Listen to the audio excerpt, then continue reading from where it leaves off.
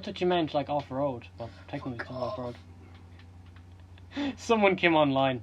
I can't see. Nah, now it's blocking your screen. I was saying, I would offer you to go on top screen, but you think it's a bit uncomfortable on top. I just prefer being on the bottom screen. I prefer bottom as well, but I don't care.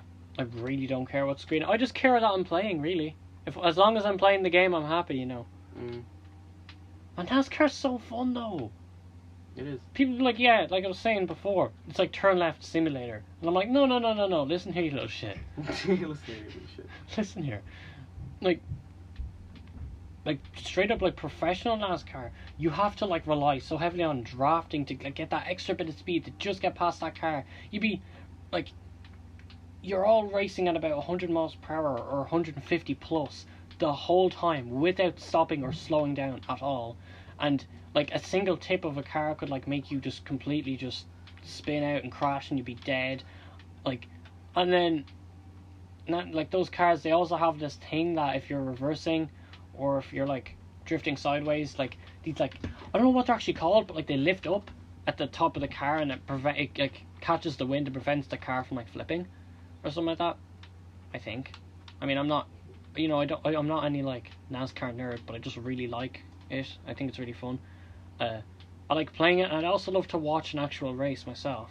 But literally, like, the US is like the only place in the world where NASCAR is even like somewhat popular.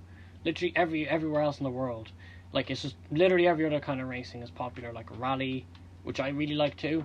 Rally's kind of like dangerous and like you don't race near people. Like rally and NASCAR are like the opposites from each other because, like, well, NASCAR you're never slowing down. You're always near people. A lot of people. You're all like just trying like for like about 7 laps just to try and get past one person, or even 70 laps trying to get past like 2 people. It's crazy. And you've rally where you're never beside anyone, and like the tracks are like literally, if you just get a piece of paper right now, well, you don't have to, but if you get a piece of paper right now, you just draw random squiggles on it. That's a rally track. And then if you go to NASCAR, just draw an oval or like a potato or even a triangle, because there's this one track in the game called the Tricky Triangle, and it's actually pretty fun.